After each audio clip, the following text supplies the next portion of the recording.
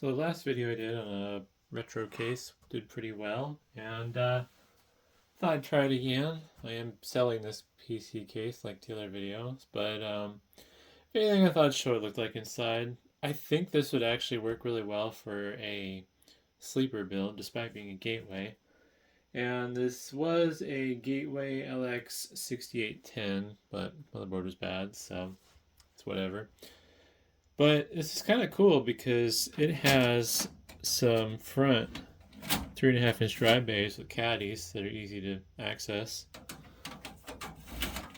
And it also has these weird pop-out ports. So you got some AV ports and then FireWire. And then on top, you got a card reader and then some more USB ports. And I'm assuming this copy button does something, but don't know what.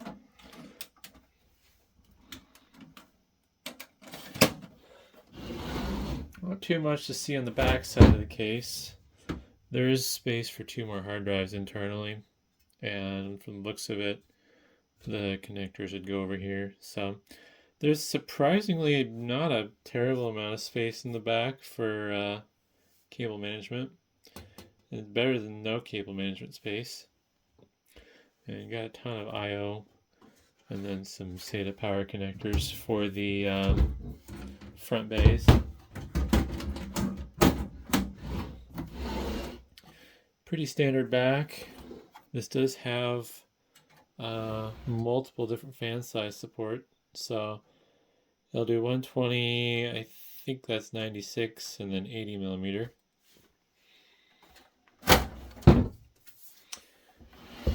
Don't mind this. I'm gonna be selling it with this TV tuner just because it's designed to work with the case, although it might work with any TV tuner. I suspect that's too old to be used for modern TV, but oh. But yeah, here's your internal 3.5-inch hard drive cage, and then these are where the front access ones are. And it uses a standard micro ATX board layout. I checked with a random micro ATX board I had, and yeah, it'll work with either just the standard micro ATX or the extended. All the holes seem to be in the right spot, so that was kind of neat. And it also has a front spot for an 80 millimeter fan. I'm actually kind of surprised, being that this is a Gateway PC. It's surprisingly well designed base. Now, one bummer with this was the original feet were missing because they were screwed on and apparently fell off. So I 3D printed some that I designed.